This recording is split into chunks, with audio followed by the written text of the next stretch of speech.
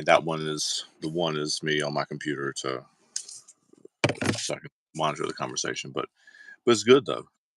We're in Let's the check build. it. Yeah, we're in the build out phase of this program anyway, so Yeah. I'm okay. And plus, Saturday morning is not the ideal time No. for everybody else. It's just the ideal time for us because we're both Yeah. so yeah. Yeah. And by ideal, we mean one of the only ones, right? Like that. Yeah, we don't we both live very very busy lives. We both work 5 days a week. Um, my 2 days off, I do according to hip hop. Um, And there are not days that I have off either. So right. Well, you're the father to three girls mhm. and a husband, so you have four women to look after. That's enough to take all the time without the 5 days of work. Yeah. So, Well, but subscribe to our page. We are growing still. You know, yeah. I'm pleased with the growth. So yeah, click like and subscribe to our page. We have a wonderful album again to talk about today. This was an excellent selection by you. You liked it. Good. I'm glad. Glad. Good to hear it.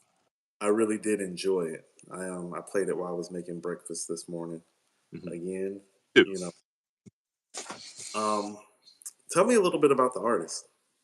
Okay. So this is a little bit of background. We're doing a talk conversation about Alice Phoebe Lou's album called Shelter that was released this summer, I think, maybe a little earlier than that. Um, she is a South African artist. She is a white lady that was born in South Africa, lives, as I read about it, in Berlin now. Cut her teeth as a busker. So she's playing on the street corners and with a Oh, guitar. So awesome. you can kind of hear that now that you know it. Like it has that the music has that kind of feel to it. I don't know a ton else about her. Honestly, this was not an album that was on my radar at all. Honestly, and I don't know how you feel about the hip hop side of the world this year, but most of the that were by people I knew, that I was looking forward to ahead of time. Like when I looked in last January and saw, oh, such and such is releasing an album in June or whatever. Most of those were not great, if I'm being honest, um, or not up to what I expected anyway. And the ones that I've loved, the Boy Genius one, this one, Sufjan Stevens, a lot of those kind of ones are not ones that I had on my radar at all. This was like get fed to me by I think the YouTube music algorithm this summer. Just is like a new release that you might like or whatever. And I'll click on those most of the time. And just kind of go through them on Fridays, just and listen to like half a song or a piece and say like, is this something that I could be into or not? And this is one of the only ones I was like, okay, this is what like how I mean I've talked about this before on the show, but how I rate these albums in my head. I mean, they're good and fine, but not ones I want to come back to. But this is one that I kept coming back to over and over and over and over and over again. So I I was impressed with the sequencing and the conciseness of this album while still getting the message across. It clocks in at a little over 30 minutes, I believe. we're But just driving to work or me driving to I love albums that feel fuller than the length of time that they actually are. And though this album is only 30 minutes long, it feels longer because she covers a lot of ground. yes, she does. And it's one of the ones that I want to just make sure when I turn it on my phone, I hit the little repeat thing so it just keeps on going. So it plays again afterwards, and the last song feeds into the first one, which it kind of goes in a circle, and it's nice. It She does an excellent job, like she does an excellent job about talking about herself and her Mhm. process and what she's going through emotionally Yeah. and where she's at relationally Hmm. without it coming off as feministic. Does that Yeah. make sense? Yeah, it's not like, "Oh my god." It's not it doesn't come off like that at all. Yeah. Not that It kind that's of there's a place for that for sure, but, like, it's yes. that's not what this is. Anyway. This is more self-exploratory in life and in love. Mhm. And so you're going to love this reference by the time of the end of the album. and a lot of this is because of the melodic nature of the album. Has some Sade vibes to it. Yeah, I was thinking like there's a lot of vibes in this album. I mean, my initial reference points for this, like when I heard it the first few times, there's some Joni Mitchell, there's some Emmylou Harris, there's some Nora Jones, like "Come Away with Me" kind of vibes to it.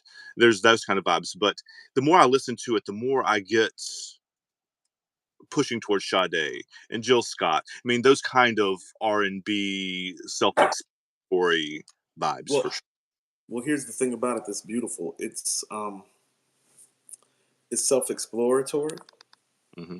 Sorry, it's self-exploratory with like Sade can be very empowering Hmm. without trying to be empowering. It's Yeah. the way that she writes the music, the way that she carries the notes is kind of an uplifting moment within itself. Mhm. But she also has songs that speak to the plight of women, like Yeah. Jezebel. She talks about love differently, like on stuff like War of the Hearts. Hmm. I'm talking about records that people like everybody knows Sweetest Taboo and No Right. Ordinary Paradise. It's like, no, they're the other records she does. You know what I mean? And so this also gave me a little bit of like Fiona Apple vibes, like Yeah. early on. Some of that too, for sure. Yeah. And so, but in good Good company, album, but yeah. Yeah. yeah, in good company stylistically in terms of what I was hearing. I like the sequencing because she makes it a point to go from like what I like to call low melodic to high melodic. Hmm. Like does a good back and forth on the album, and so it doesn't feel like it's dragging you along for the melodic ride. It Yeah. feels like taking you through a couple of different tempos of what she does well. She appears to be very, very comfortable in her space as an artist. Like she knows who she is as an artist, and she doesn't. Busking probably. Like if you're playing on street corners for people dropping money, like this, you build your chops that way for sure. Yes, so it was a very well put together album. Definitely some Joni Mitchell vibes in terms of the songwriting, Hmm. structure, and skill. Yeah. But it was overall a very, very enjoyable album. I think my favorite record was Halo. Yeah. I love that song. It's such a good song. Yeah. It was one of those records where I'm like, oh no, if this came up randomly, like, on my playlist, like, how about this? All these playlists pretty much generate their own algorithm for us based Yeah. on, stuff that we've played before and what we like. And a couple of these records, it's like when I'm on my Fleetwood Mac or on my Madonna kick, I Hmm. could see it like dropping in. Like I've been on like a bedtime stories kick with Madonna lately. Yeah. And I could see like some of these records falling in the algorithm of something like that, but in a good way. Because I Yeah. think Bedtime Stories is Madonna's probably most reflective album. Yeah. I agree. Yeah. Most of the other ones are dance-ish. I mean, or kind of in that direction. Pop dance, yeah. She went like futuristic techno on us, Yeah. music, but Way of yeah, life. Yeah. and Ray of Light, yes. Hold on, is the one that has is the album that has Ray of Light is the album that has music on it, right? Is that it? I'm pretty. Or Yeah, his music. I don't remember all of that era Madonna. Like honestly, in my head, like there's the bedtime stories is the inflection point in my head for her. Like before that, it's like a virgin, and I mean that kind of songs, right? yeah. Like the Prayer, Borderline. yeah. And then there's bedtime stories, which is take a bow and those kind of songs, which is a very that was our high school time, right? I mean that was 96, 7, 8, like that kind of era, and those videos are very well entrenched in my brain for obvious reasons. Um, and then the stuff that came after that is Ray of Light music and music is you're talking about music makes the people go down like that song, right? Yep. Yeah, that in my brain after that is like the I mean it's dancing like the dancing is before, but it's like a different generation. It's more like I don't know Robbie Williams or I mean that kind of British dancey kind of dance hall stuff. So um, but yeah, the Alice Phoebe Lou album would fit with that. Um, Yeah. So I like that you kind of I guess see that one of the things that I was wondering is like I thought of you in this context, but when I was listening to this, I was like, this sounds like the type of shit Andrew would listen to. Good. I mean, it does. It's one of those that I kept coming back to. I Yeah, kept coming. it has it has a slight bluegrass feel on some of the songs. Yeah, there's like slide guitar and stuff like that, and that's not bluegrass, but I know what you mean. Yeah, Yeah, do you understand what I'm saying though? I guess like I see that's the thing. Me as a black guy, it's like I don't know how to contextualize that sound. It's like we loop bluegrass, country, and folk all into like one big loop yeah, over here. yeah. You know? The way that steel guitar, that kind of sliding feel to it, that's like '70s country-ish kind of style. If we're like defining it more narrowly than that, bluegrass. Not to be like pedantic about it, but bluegrass is like banjo fiddle, like that kind of um like a man of constant sorrow. Think of that, like, oh brother, where art Okay, thou? That is like bluegrass. When there's not really there's not really electric instruments in the same kind of way in what right. you. I just did a quick dig. Ray of Light and Music are separate albums, but they're released 2 years apart. uh, 98. in my head they're kind of Right. this is, Well, we're older now. It all got looped together for us. It was like and there's the sounds of those records are very similar too, as I yeah. remember. No, no, no. That's definitely when she had moved overseas and got into her whole dance crave thing. You know, I will say this though. That's one of those things that it's like now that I've actually been to a couple clubs in Europe, Hmm. the way they party is totally different. And so if you ever see an American artist Hmm. that moves overseas and then you're wondering why their style is different, it's because the scene is different and what they're being exposed to is different. And their club scene is just more fun than our club scene here. Not saying it's better. It's just different. Yeah, Well, it's more fun. It really is more about the music. It really is more about the vibe. It really is more about dancing. yeah. The lady that does that, that's the American lady that I know that does that is Maggie Rogers. Do you know Maggie Rogers? Do you know of Maggie Rogers? I know the name, not familiar with the You- music. you're most people are most familiar with her from, she was like a music student, and there's a great video where Pharrell has come to like the music studio at her college or whatever, and they're all playing him demos, and he's just like when he hears hers. That's like a mind blowing. So if you guys have not seen Pharrell's doing talking about or looking at Maggie Rogers demo for a song called Alaska, it's a lot of fun. Anyway, but she moved. She doesn't live in Paris, but she had a she describes it as a an epiphany kind of in like a French dance club kind of thing, a discotheque kind of place.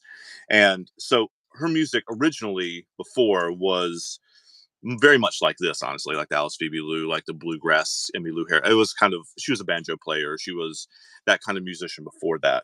And now a lot of the stuff is very,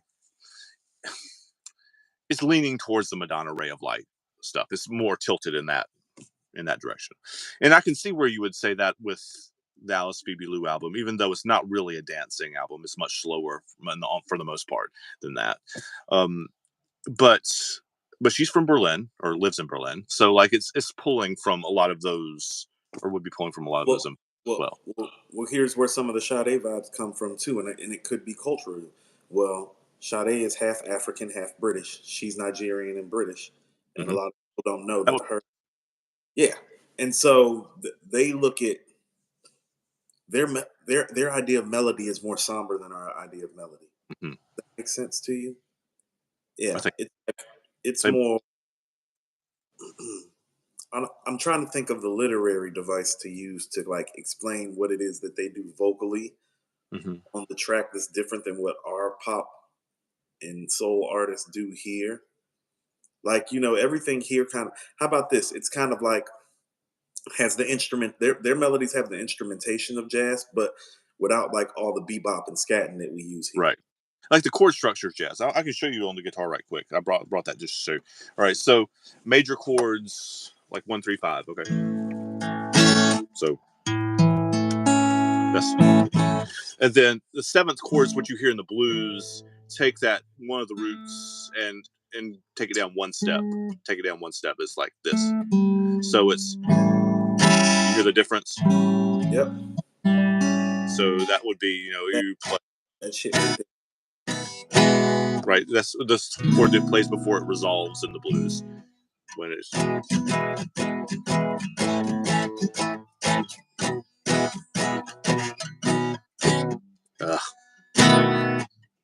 right. Okay, so that's a seventh. But the ones that she's using in this album over and over again is called a major seventh, which is instead of taking it down a full step, it's taking down a half. So it's got a jazz feel to it,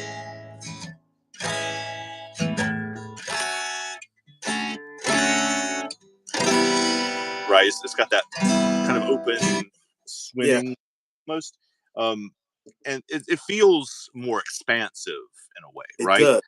Um, Yes. so it's a jazz chord. It's called a major seventh. That's a technical musical term, um, but these are all over this album. Like that's what a lot of this is based around, and a lot of Sade's is too. Actually, now that I think about it, Yeah. No, no, no. I immediately like, I love that it's like you're classically trained through your instrumentation to hmm be able to tell these things. I just know music, so my ears are just like when my ears settle on something, yeah, it starts firing off for me in my head in a way that I can't understand. And it's like I yeah. was going, yeah, it's like, and it's funny the people that you thought of or who I thought of too. It's like I thought of Joni Mitchell She initially. uses a lot of chords too. Really, what's happening on not to interrupt you too much, but like what's happening on Joni and this one is she's got using weird guitar tunings. Like she's tuned the strings to different pitches, and it's playing a lot of open tunings where the the the guitar or whatever is tuned to a chord, and she's like playing the chord just without her fingering at all, just strumming it straight through. Um, but Is the that guitar is tuned weird or differently, okay? So when you're and talking, you both do that. so when you're talking about the tuning of it, is that like you mean like loosening the strings, tightening the Yeah, strings, both? right. So In the typical on a guitar is you have, hey, Blues, what's up? You have E A D G B E. So I mean, there's lots of then you like loosen the pegs or tighten them or whatever um, to play different notes with them. So you can tune it. So like this when you're strumming it with no fingering on it at all, it just sounds like a mess, right? Um, but you have to put your fingers in places to make it the chords, right? Um, Open tunings are like when you tune the strings, so you can just strum it straight across like that, but it's actually playing the chord. Uh, okay, so there's all kinds of funky shit that you can do with it, but right. uh, Is that's not my area of expertise. But I do know that they're doing it. right. Well, I mean, it might be more of your area of expertise than you realize. Is that something that is classically taught, or is that kind of what separates guitarists? They start figuring shit out and playing with shit. Um, there are most guitarists you think of as great guitarists, your Claptons and your Hendrixes and Jimmy Pages and all whatever. They're not changing really much of anything on there. They're just ripping the way it is. Um, the You see it a lot in folkish kind of music. You see it in Joni Mitchell's. You see it in this kind of stuff. You see it. Fiona Apple plays the piano, so she doesn't really do the guitar stuff. But that kind of music you hear, um, and it's I guess this is part of what why we're doing the show too, is that like you just said, you don't have to know any of this shit to appreciate a song, right? Like it still connects those dots in your brain, but Yeah, especially listen to a lot of stuff like you have. But um, I think of it kind of like I talk about in my like English classes or whatever. Like I think in some ways it increases your appreciation of what's going on if you can see what is like you can have the feeling from a song without knowing how they're doing it, but I think it's really cool to know how they're making you feel the thing that you're feeling. If that makes sense. Like yeah. pull the curtain back on the Wizard of Oz. That's crazy. I saw The Wizard of Oz. I watched some of The Wizard of Oz for the first time in like forever. Just real quick, just a sidebar. Hollywood is always so ahead of the curve.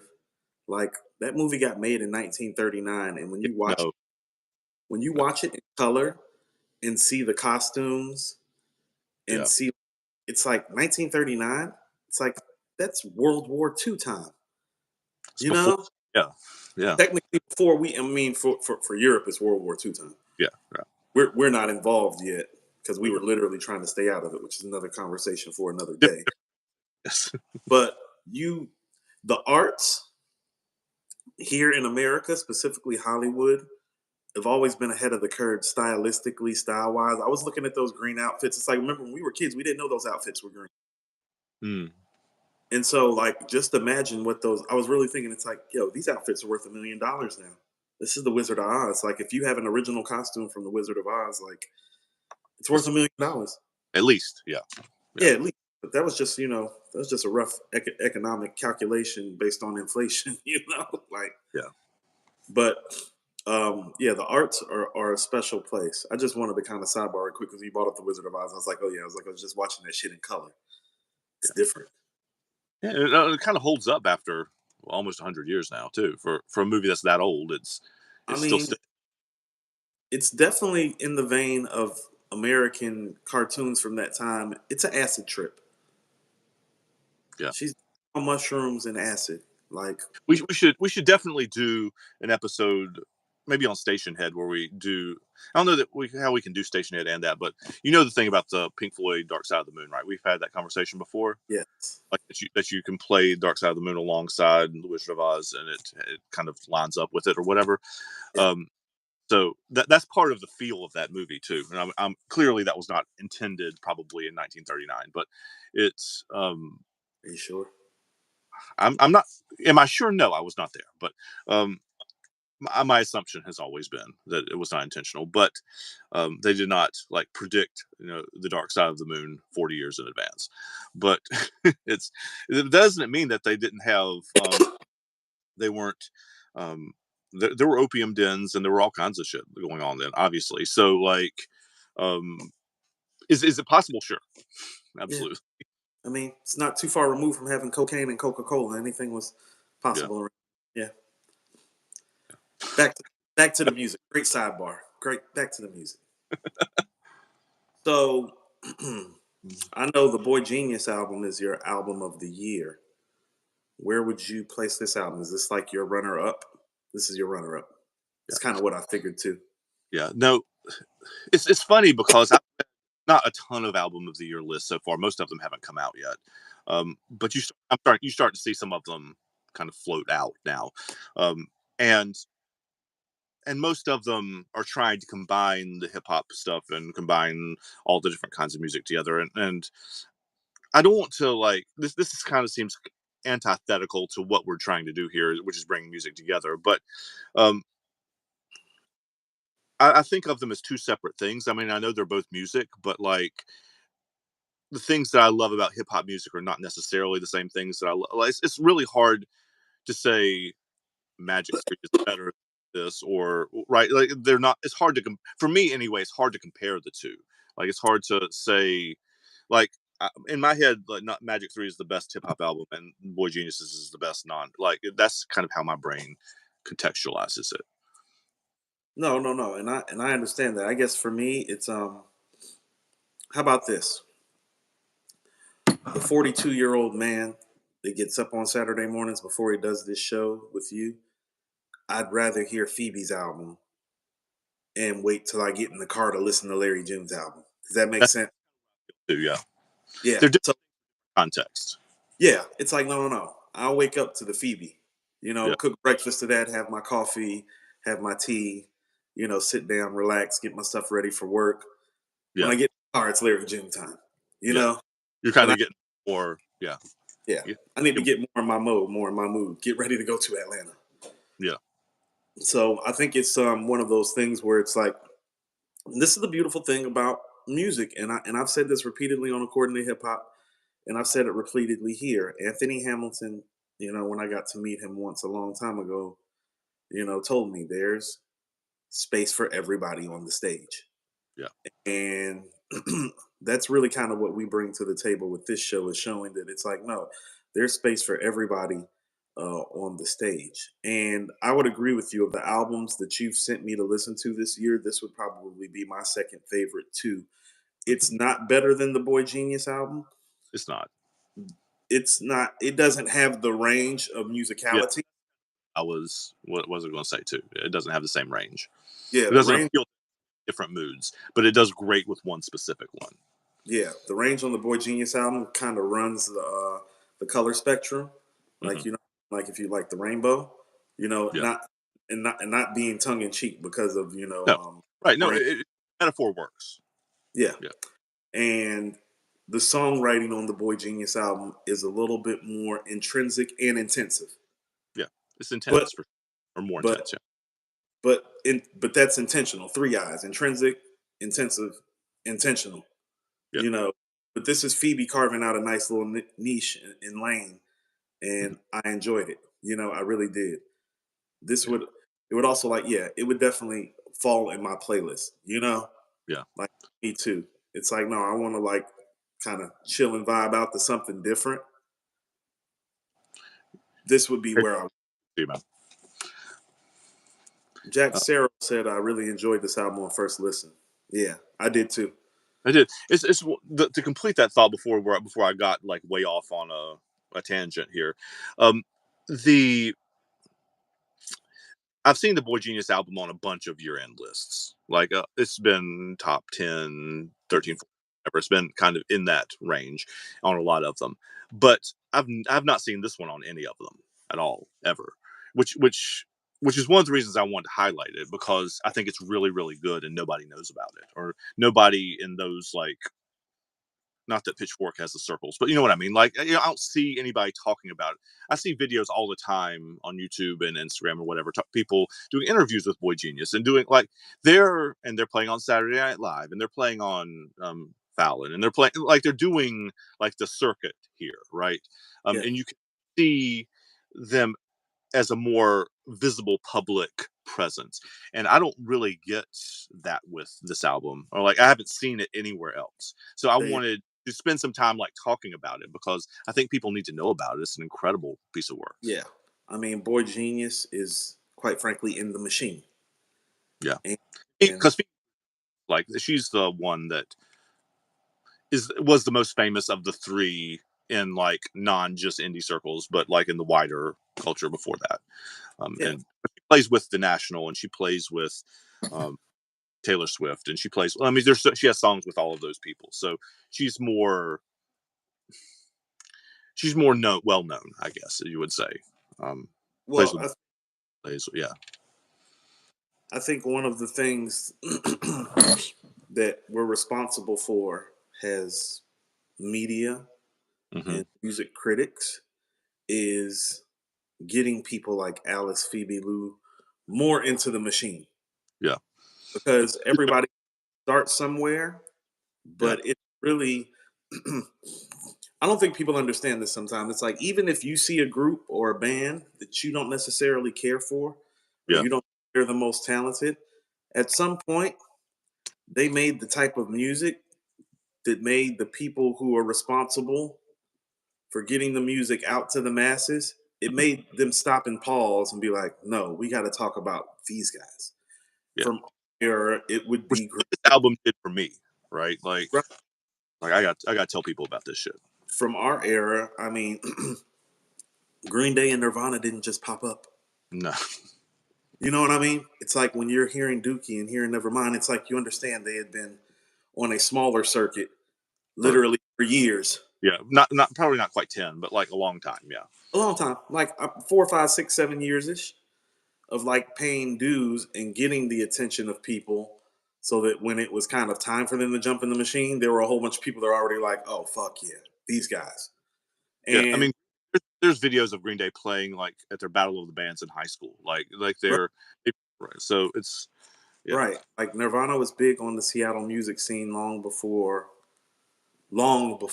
we ever Before heard of who they were. Right. Some yeah, people think that their early stuff, even before Nevermind, is just better in a live stage type of format than even the stuff that they release commercially. yeah, Bleach is an incredible record. See? Is Yeah, is very, See? very, very good. So, you know, I feel like at this point we do have a responsibility to people Hmm. like Alice Phoebe Lou when she makes a project this good that you can sit next to a Boy Genius record. This is the Hmm. one that's getting all the pub and be like, I got some shit that's pretty much just as good or almost as good or just a step away. Like people do need to that's the part that's the part where the journalistic media side, especially when it comes to music, like in Hmm. particular hip hop music, but I'm finding as I do this with you more, just music in general, where people, quite frankly, don't do the job that they used to do. Yeah. You Like, my thing, even with according to hip hop, like I'll tell you, like I feel like our biggest failure is that we, with our following, haven't helped break any new artists that people don't know about Right. outside the walls of the city. Like, you know, we just finally started running clips for my other show. I don't know how I'm about to do this. All the things. Yeah. And, one of the main things that I want to do is give, Alice Phoebe Lou is not from Atlanta, obviously, No. but there are artists like her in Atlanta Right. that are making stuff that's comparable to what the major artists who are in Atlanta are making, if not better. Right. And people outside of Atlanta don't know. A lot of And people probably don't know, honestly. I bet. right, a lot of people in the city don't know either. And I want to help those people get to where they need to be. That's always been like one of my missions is taking part of Me too. this. Is yeah, yeah. It's like no, no, no. I want to talk about the artists like Alice Phoebe Lou more than I want to talk about Boy Genius. It's not a knock to Boy Genius. I still think they made the superior album, But but the it's like point is, they have plenty of people talking about them. Right. correct. And we're going to talk about them too because they're great individually, they're Yeah, great collectively, and they did arguably just make the album of the year, and so they deserve coverage for that. for sure. But there used to be a balance Hmm. where people would be like, "Man, this Alice Phoebe Lou chick, she's got next," and Yeah. people would say that. And we live in a media now where because so much stuff is determined on clicks and likes and networking and who you know and how big your followers are, Yeah. that they're like, "Oh no, great record, but we can't talk about her because nobody knows her." It's like, well, if you would talk about her, Yeah. That's the thing. Like, I had this debate in my head when because I gave you two. I was kind of thinking about doing, and they're very, very different kind of albums. So, and we may talk about Wednesday's "Rats All God" at some point, which is also a great album, but it's very. I don't know if you listen to any of it at all. it, Um, but it's a very, very different album I than this. prefer this. I prefer the Alice Phoebe Lou album, just Yeah, stylistically me too. speaking. But I mean, there's a place for the other one too. Like you Yes, said at the beginning, there's a place for the other one too. But like that one also is appearing on a lot of end of year lists too. "Rats All God" is. So I actually had the debate with myself, like, which of these do I want to talk about today? Do I want to talk about the one which probably has a larger audience, which is going to bring more people to watch us, which is going to like do that thing, or do I want to talk about the one that I genuinely like the best? And I'm trying really, really hard. Um, like, obviously, we don't have the following according to hip hop does, and we don't have the following the we don't have that platform, at least not yet. But I want to be really, really conscious about trying to put people on, like trying to put people out there that are not just like Rolling Stone or whatever the fuck says that we should talk about, but I want to talk about stuff that I genuinely enjoy. And so, which is one of the reasons I chose this because this is the album I've probably listened to more this year than any other one. Honestly, like it's because it's I mean, it's lyrically beautiful. yeah, It's melodically beautiful, yeah. but it's also a great album that you can kind of put on in the background and not have to like consciously like focus on really hard either. So it works on like four or five different levels. The songwriting is Sade comparison. It's beautifully simple, but it's Hmm. still excellent songwriting. It's like when Sade she doesn't she doesn't write complicated messages in her song. You know what Right. I mean? This doesn't have complicated messages either. Yeah. Your love is king, paradise. Yep. Love is stronger than pride. Like these are timeless themes, not complicated ones. But I'm sitting here like dancing in my chair almost like I was swaying in my chair just hearing the titles of those songs, right? Mm, They immediately have that they bring that to my mind. yeah. I'm yours, you're mine. It's like paradise. It's not complicated. But it's The there beauty, though. yeah, Yeah. it hits you. And some of that is the vocal talent of the artist too, because Phoebe's She's vocally talented too. I mean, we sure. know who Sade is. We know who Sade is, but Phoebe is vocally talented too. Yeah. You you can be a great songwriter if you can't sing. That shit don't matter. Yeah. There are exceptions to that, but not many. Like, Very few. and I mean, Dylan's one, but like, you have to be like on the extreme end of great lyricists to be able to pull that off. Um, but yeah, no, she sounds. I don't know much about her personal history. She definitely sounds like she was trained in the jazz Definitely. vocal. Like even the um, not to use too many technical musical terms here, but like the intervals, like the space between the notes, not Yes. like pauses between the notes, but like um, the melody she's singing, like she doesn't go to the next note that you would normally expect her to go to the next, Right. right? Like They don't she resolve the way you would think. she's like some people are naturally born with flow Hmm. where they know where to pause and they don't even know that they're doing it. Yeah. So they can't explain to you like how they're doing what they're doing. It's just what's there, right? Right. She would be able to explain. Yeah, I bet. Yeah, she would be able to explain. I can hear that part of her too. There is some there before the street corner singing, there was some classical training that took place. It I'm willing. like again, I don't know anything about her personal history other than where she was from, but like it certainly sounds like that for sure. Yeah, it definitely gives off those types of vibes. Definitely. Just kind of like Karen Carpenter, the Carpenters, yes. Like Yes. Yes. uh like she has a similar her voice is one of my favorite voices, and people like shit on Karen Carpenter all the time because of her cheese whatever kind of songs, but her voice is one of those voices that just like grabs me. I don't know why. It's just one of those. It's the thing that everybody has voices that just grab you, and you can't. It's not the thing that you can really explain. It's just one of those things that, and she has one of those voices for me. But so you don't. Most people don't think of her or didn't think of her as like a tremendous musician, but she was a drummer too. Like she was a jazz drummer, and she was. You can look up videos on YouTube of her playing the jazz drums because she took some shit about it in the '70s because I think it was Playboy. It was one of those kind of magazines named her the best drummer alive in the era with John Bonham and with he's the Led Zeppelin drummer and Ringo Starr and Charlie Watts of the Rolling Stones. Like they said she was the best rock drummer alive, and everybody's saying, "Yeah, whatever." And then they got her out on not Dick Cavett, but like one of those kind of talk show kind of things, and she was like fucking shredding. I was like, "Oh, she can. She That's actually is like that good." Um, that's one of those things too. Back for the purposes of her music doesn't mean that she can't do it, right? And also too, that's just one of those things. That's the times, she was Yeah, a woman. do it either. Yeah. It's like there's no way that a woman can be the best drummer alive. People understand how contrived America has been with its issues with women and with blacks, even up until the 60s and 70s, as in right before we were born. Yeah, Like we lived through some of it unknowingly, yeah. like I can remember, you remember Eastland Mall? Oh yeah, I Eastland can, Mall. I'm all like the one close to my house. Yeah, okay. So I can remember it would be a problem for an interracial couple to walk through Eastland Mall in the early right? 90s. Okay. Oh yeah. Yeah. I I mean, had a, cou- like, because like I early for I had a me, couple I was like 10 years old, right? So or 11 or 12 or whatever. So it's I was not like conscious really of that. I think as a black man, I was more conscious, and quite Obviously, frankly, I had a with couple of friends. having this show too, right? Right, Like right.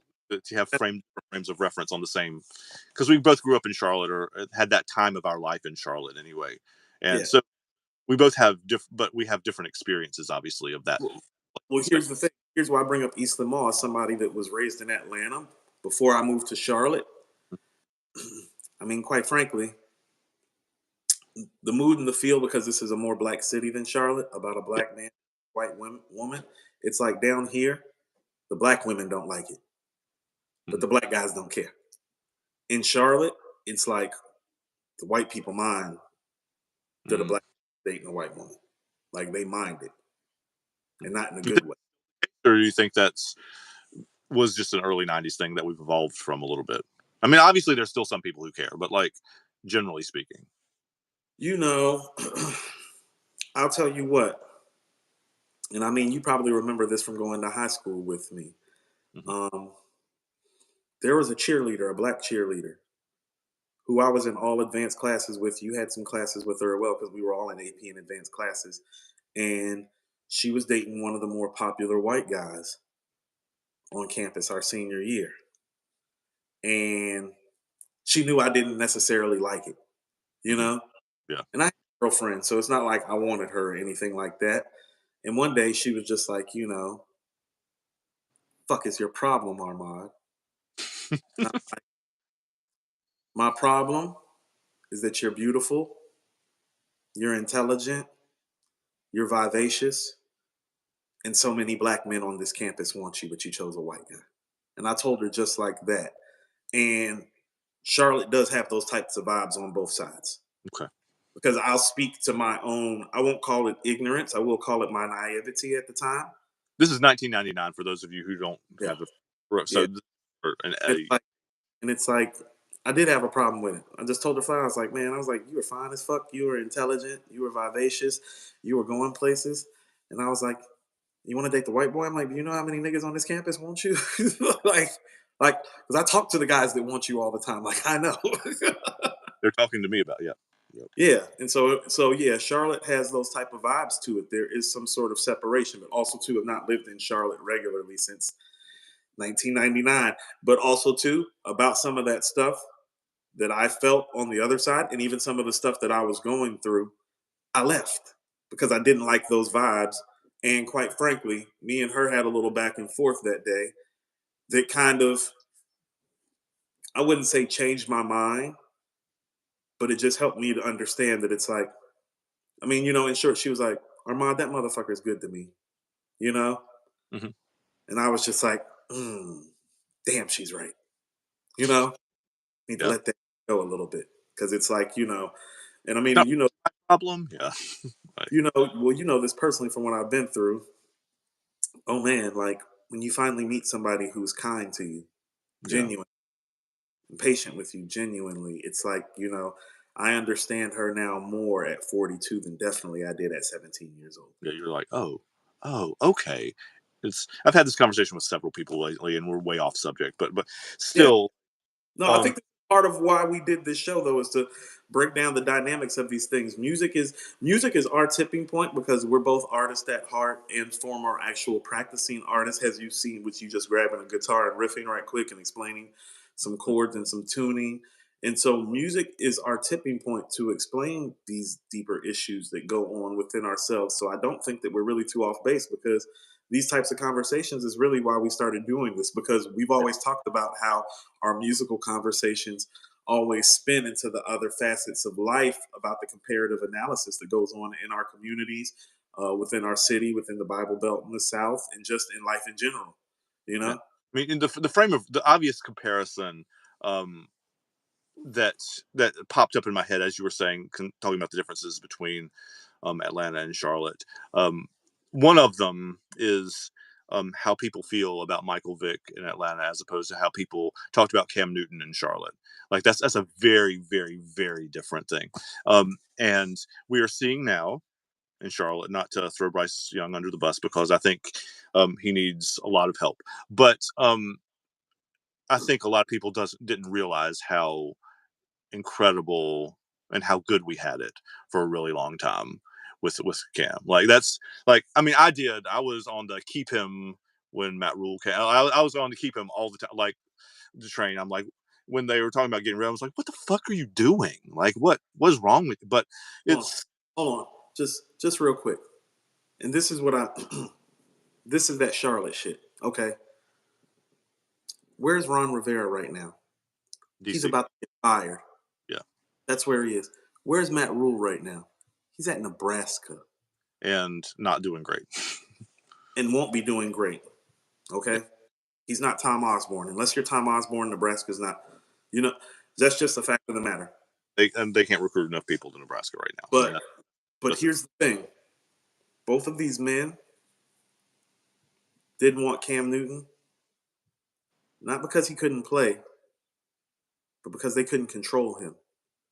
Because he's too strong. yeah. He's too black.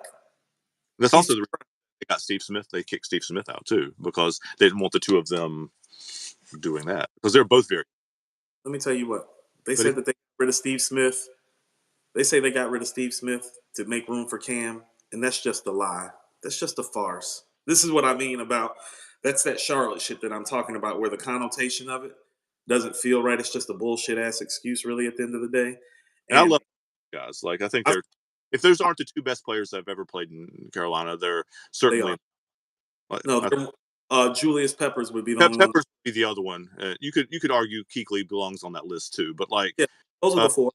like the two of them, if you wanted to call them one and two, I mean Cam Newton is clearly the first. Like I mean, with that head and shoulders and not even close. But like, Well, here's the thing about it, and this is what I mean. When people were talking about Cam Newton can't play anymore, or they don't really want him, and this is specifically for Ron Rivera, and specifically for Matt Rule, and specifically for our terrible owner who doesn't deserve to own this team.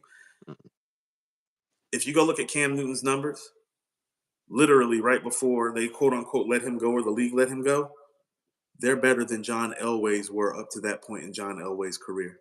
yeah, Now explain that to me. And tell me that doesn't have to do with this man's blackness. He it does. literally had John, his comp in terms of career numbers up to the point that he stopped was John Elway. John Elway's one of the 100 greatest football players of all time. In my opinion, he's still a top five quarterback all time. Like I would take John Elway over Brett Favre and Aaron Rodgers. Mhm. I would too. Matter of fact, the only person I probably wouldn't take him over is probably, I mean, obviously Brady, Montana, Peyton. But after that, it's Elway. And Mhm. some people will tell you pound for pound, he's better than Montana and Peyton because he didn't have as many weapons outside of Shannon Sharp, really. And so these things and these feelings about Cam Newton, specifically in our home city and in our home state, no, they have a lot to do with him being 6'5", 250, He's a big dude, black man. and black. Yeah. 6'5", 250, and black. He from the South Side. He from College Park, Georgia. Like he Mhm. from the South And Side he's of got, Atlanta.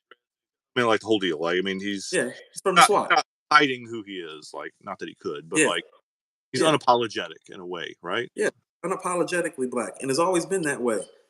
And when you see the quarterbacks that are playing in the league right now, like look at like some of these teams, like the Raiders. I mean, nothing against the guy. I know they just put up 63. The Jets. Jets is the one. Yeah. The Jets are the one. Like spot. Look, the Gi- You're he's not. No. the Giants. I know the DeVito kid's playing well, but the Giants, it's like for real over Cam. And and here's the thing I didn't like about the whole Bryce Young thing. I mean, we can get back to the music. This is just some quick North Carolina talk. Yeah, we gotta have some of that too. First of all, Bryce Young is closer to our size and our height and our weight, and I don't like that for a quarterback, black or not. Right. Yeah. But M- m- CJ, Honestly, most of the stuff that I hear about Bryce Young it has nothing to do with his race. Like, but like, it CJ, doesn't have your tone. but listen to what I'm saying. CJ Stroud is more like Cam, He's off bigger. Yeah. the field. No, off the field. Oh, is Like he? his blackness emanates a little bit more. You get what I'm saying? I didn't And know that. I so don't. when I see us taking Bryce over CJ, it's like I was like, it didn't feel good, and not because like Bryce isn't just smaller; he's more politically correct. Yeah. He fits a We, different we, mold we, more. Like we you use see CJ polished, Stroud, right? Say yeah, polished. polished. Yes, he's more polished than CJ Stroud is. Off, That kid speaks so well. I mean, it's that kind of bullshit, right? Like, it's that kind of yeah. Hey, right. look here. Andrew Luck couldn't talk a fucking lick. Andrew, But he's giant. He's from Stanford, so yeah, yeah, he's smart. It's like I know he's smart, but he talks like he fucking has a third grade education. But anyway, yeah. Are you hiring somebody to be a CEO, or you're hiring somebody to be a quarterback? Like, are you like, and yeah, I mean, it's the same thing with Reich over Wilkes too. I mean, it's the same. It's the same. That pisses. That's going to piss me off for a long, long time. Like, I'm never letting that go. That's the number one reason I feel like the owner doesn't deserve to own the team, and I not agree. because Brooks is a West Charlotte alumni like yourself, like Yeah. us. He is So alumni. I'm biased, but like, Yeah, we are biased because we're alumni of the same high schools that Wilkes went to, but it was just such an egregious error. And once again, you can't tell me that his blackness didn't have anything to do with it. Look at how San Francisco's defense looks. yep. It's almost like he's a good football coach or something, right? It's almost like a good football coach. And listen to what I'm saying. He will probably be an NFL head coach next year, and it won't be in Carolina, and it's a damn shame. Yeah. Yeah. Back The does not have enough humility to say, "Hey, dude, sorry, I fucked up." Like those words will never come out of his mouth. Like that's It's just not who he is, which is a shame. Me personally, like I think we should. I mean, I don't live there, but it's like I would start boycotting these games because the best way to get I through to quit somebody. watching. Like it's, I mean, partly because they suck, and then I'm not wasting my afternoon like that. But like also like I just feel not great about supporting that too. Yeah, that's what I mean. It's like, oh no, you want him to get the message? Hit him in the pocket. Stop going to those games, buying merchandise, buying food and concessions, supporting that team. He'll change his tune real quick when he starts losing money every year on that team, which he's You know, probably doing this year anyway because the team sucks. people are trying to move. Like it's hard to know. Again, we're way off Alice Phoebe Lou now, about as far as we can get. But like, still,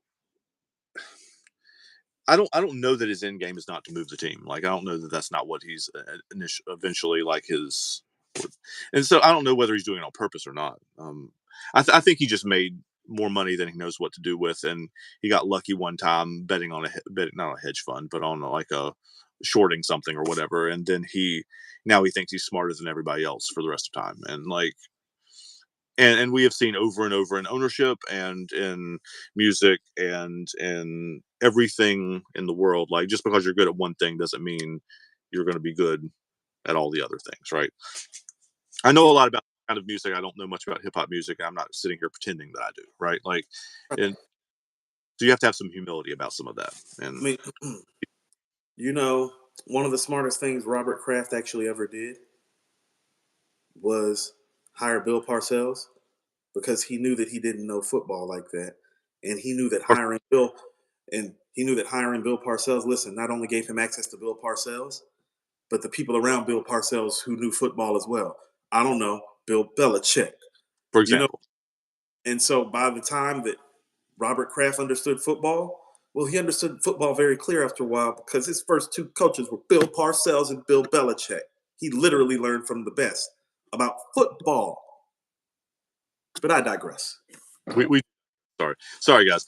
Um, we have to have some North Carolina talking here. That's important, and you get to actually see a little bit now. Um, these are our real conversations. That's one of the places this show started. Honestly, is Yeah. we're publicly giving you the conversations we have. We have these conversations all the damn time. Yeah, Like we have conversations between you and I all the time. I think that's what really did make us do it. It's like, hey, we should do a show, just make it music centered, but like let it take us where it takes us. Today, it took us to the worst organization in football, which happens to reside in our hometown. it's so, because it doesn't have to be that way. No, that's, but think about this. Had you kept one black quarterback and one black coach, it wouldn't be this way. All right, that's where we can end it. It doesn't. Yeah, it doesn't. Anyway, um, so we ended up with Carolina Panthers football starting with um, jazz inspired folk rock music, which is interesting, an interesting jump.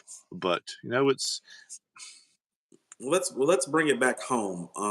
When you said all of this, I was thinking that we should probably tag Phoebe on social media mhm, and send this to her because also too she's not stateside and that right, could have something to do with the lack of coverage as well. right. And so I don't know that she. I assume she tours here some, maybe. But I've not seen like in most of the shows that I've seen her like because I've watched some like videos of her shows or whatever on YouTube, and they're all in in Germany and Amsterdam and like they're all in Europe. look So here, look here, and I learned this through the process of recording the hip hop. mhm, Oh, somebody's always watching. Somebody on everybody's team is always watching. You know, you remember the day that I hit like somebody. mm, there's a rap artist named Az. mhm. And We out just put there. out. Yeah. Yeah, I tagged him about like, hey, come talk to According to Hip Hop, and somebody was like, he probably doesn't even know who you guys are, and I'm thinking to myself, that's total bullshit. If Nas not far, then yeah, then Nas knows who we are. You get what I'm saying? yeah. And not to kind of downgrade Az because I think Az is great. He hasn't had the type of career that Nas has had, and he's He not would looking. he would say that like And so I say this to say, it's like, oh no, he got my message. Somebody on his team, somebody around him got the message. but about that is where I understand differently now. You know, like I know that there are people who intern for bigger media personalities that come in our chat to steal my information so Mm. they can use it for their team. Somebody's always watching, and that's where I've become more motivated about putting on an artist like Phoebe. You Yeah. get what I mean? Because it's like, oh no, people are watching because they're literally people who get paid to watch, like Hmm. literally, who get paid to go through YouTube and to go through these different networks and channels and find the shit about their artists that they're supporting and trying to make it big. And it's like now that I've gone through that process, it's like I understand how real that process is. And Hmm. it's like, no, somebody will catch wind of it. I hope so. Like, even if they don't catch wind for us, they need to catch wind for her because, like, Yeah, she is. This album's extraordinary. It really, truly is. And no, like I've listened to this probably more than any other album this year. Like, I thought that it's was so good. I thought that was striking that you said that. That's probably the strongest thing I've heard. It's like you listen because I have projects like that too, where I'm like, no, like in 2020, I gave "Pray for Paris" album of the year, which Hmm. I did. But I listened to Alfredo from Freddie Gibbs and Alchemist more than I listened to "Pray for Paris." Right. Yeah, and That's so what we're having about Boy Genius and this one. yeah, Like I listened to the Boy Genius album a bunch too, and I think it's probably the better album. And like it's more diverse and it's got more. It hits thank more different points, but like for a mood, man, like this is the one that I put on. Like this is the yeah. one over and over and over again. No, that's how I feel about "Pray for Paris" versus Alfredo. Like Alfredo's like a straight line of some gangster shit. Yeah. Pray for Paris is like wonderfully gangster. It's like artistic and beautiful Yeah. gangster. It's street aesthetic gangster. It's touching on so many different parts of the rap culture. But Alfredo's my shit. You know what I mean? Like but you can describe something like I accept that this is a better piece of art, right? Like Yes. aesthetic speaking, like historically speaking, with diversely speaking, right? Like I can accept that this is a better piece of art, but like you said, this is my shit. Like this is what I like listening to, and this is what I am listening to, like off Yeah. camera. That's what I one of the things I want to do more than anything with this channel is have it. I don't want to be big just to be big. I want to be big or to like be able to put these people No, on, like be able to like launch these people's careers. And not that she needs launching career, her career is doing just fine, but like launch it more here, I guess, in this country. I want to. I mean, literally, personal goal of mine is to just be able to walk around about 10 years from now and be able to just walk around different cities in this country and be like, no, Coop helped my career. Coop, not he put me on, but he helped my shit get to the next level.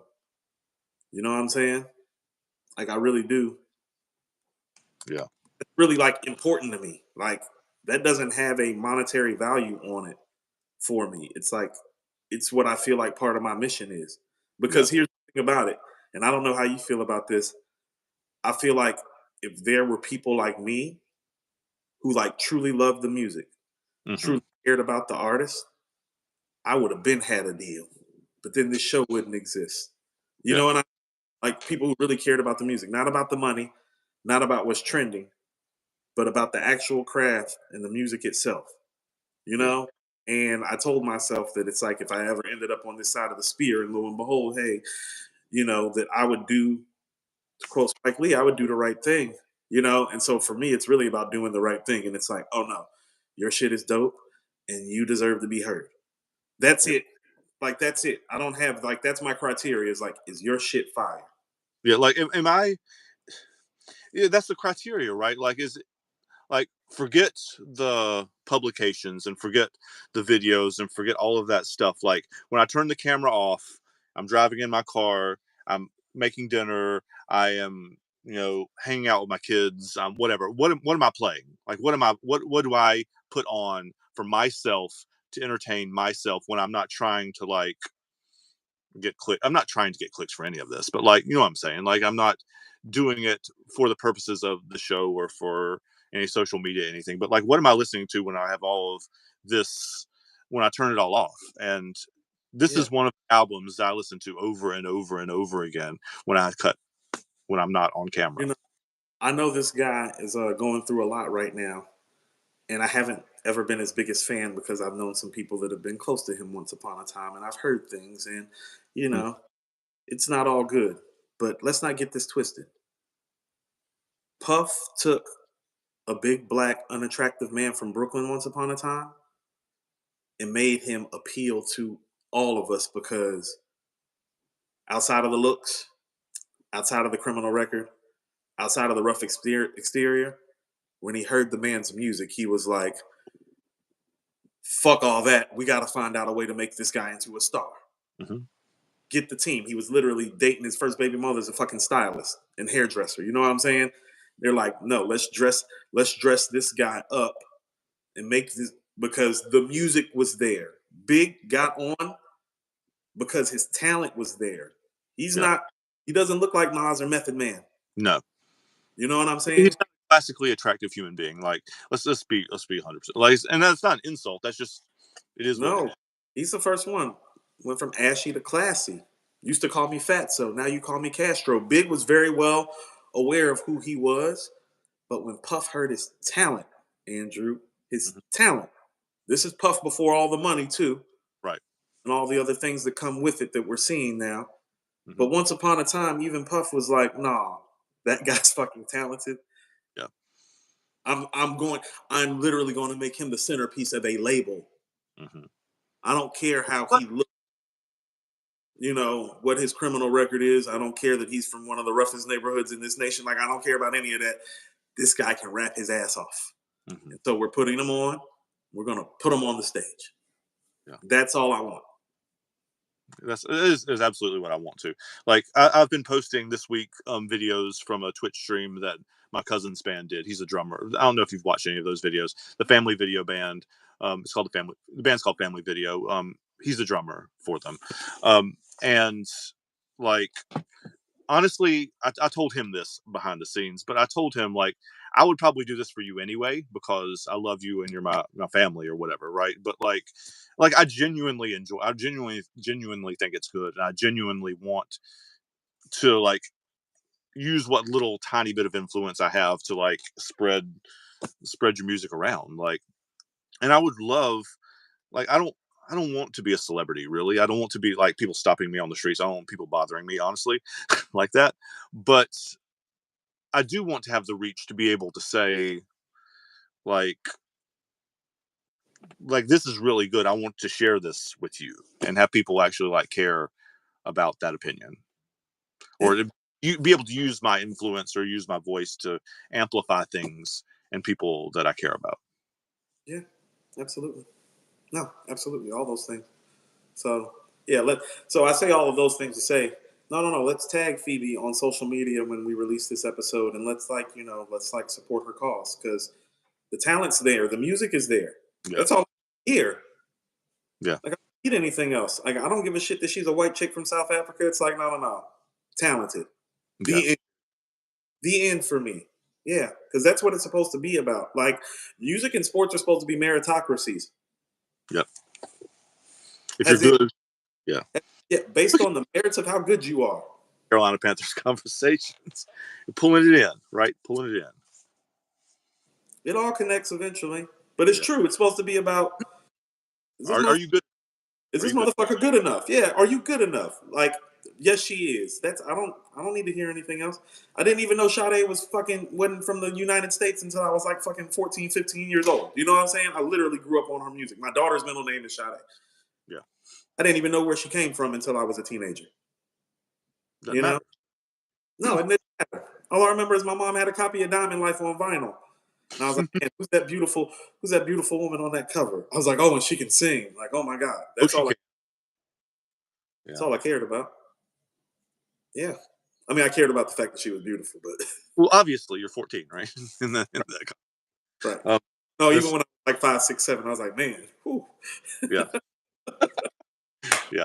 She is a beautiful woman for sure, for sure. Yeah, Yeah. drop dead gorgeous. So Um, yeah, but I think that's a good place. yeah.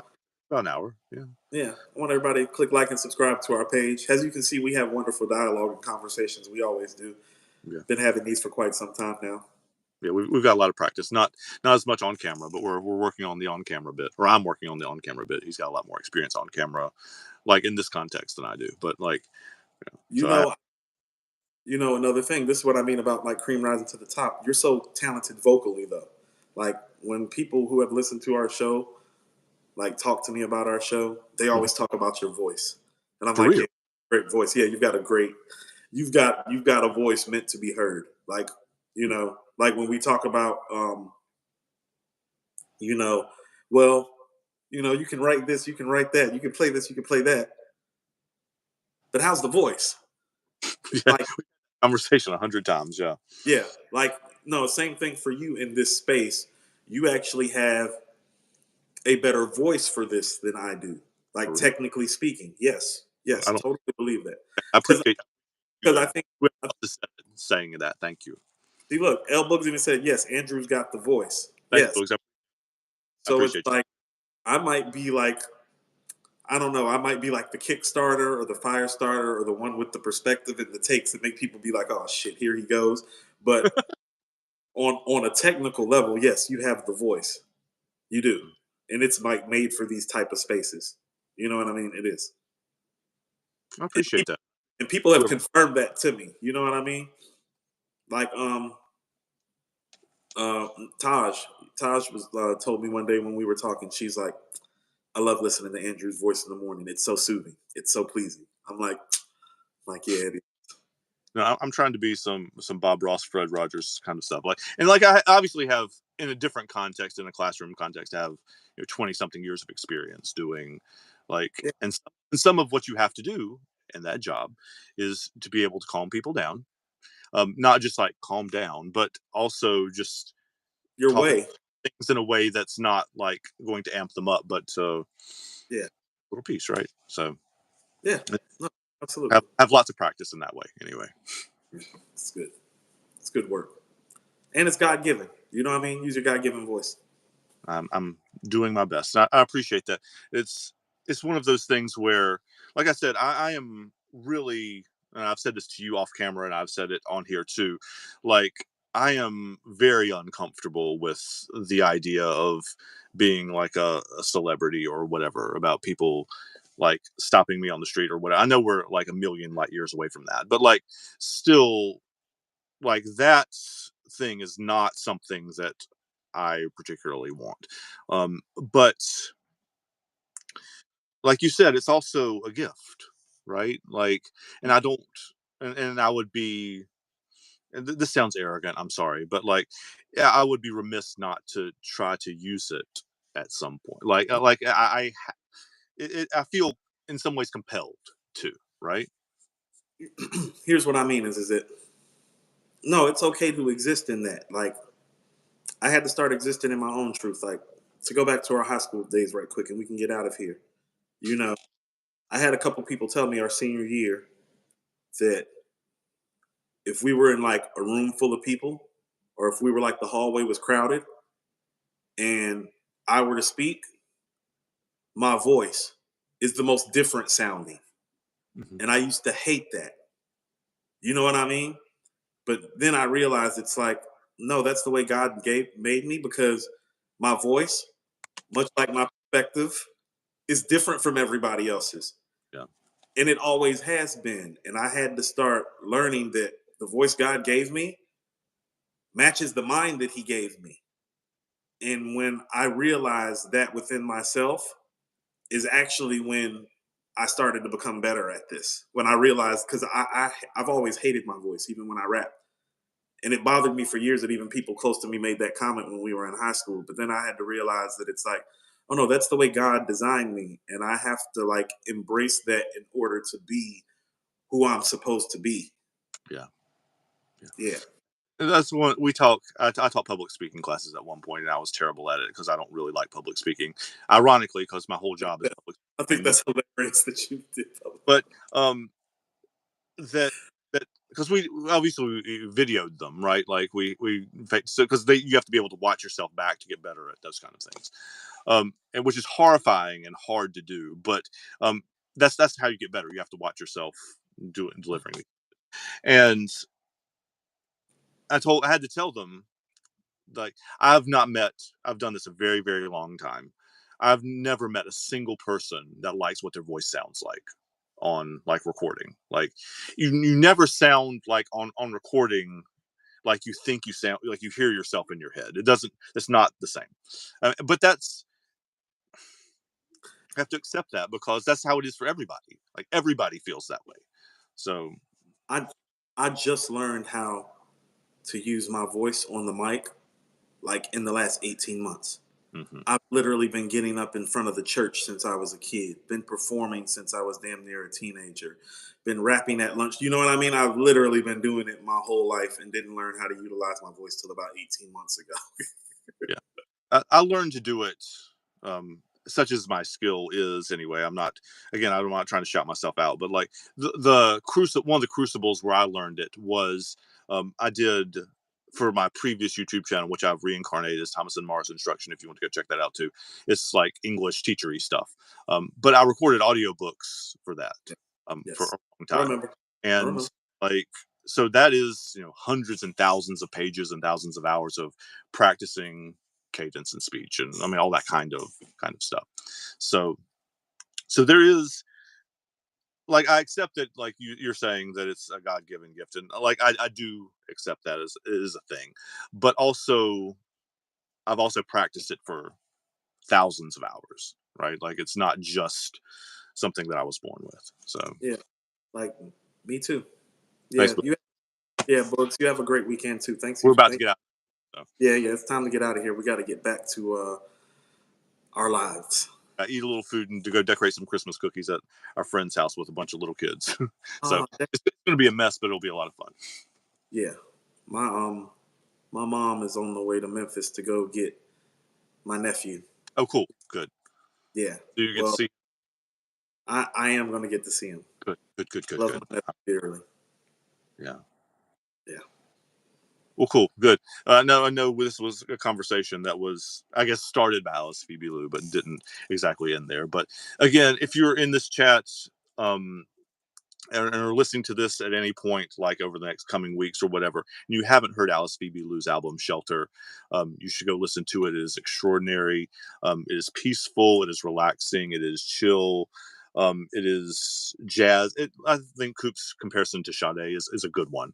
Um, um, and obviously, more of you are going to be familiar with Sade's music than with Alice Phoebe Lou's.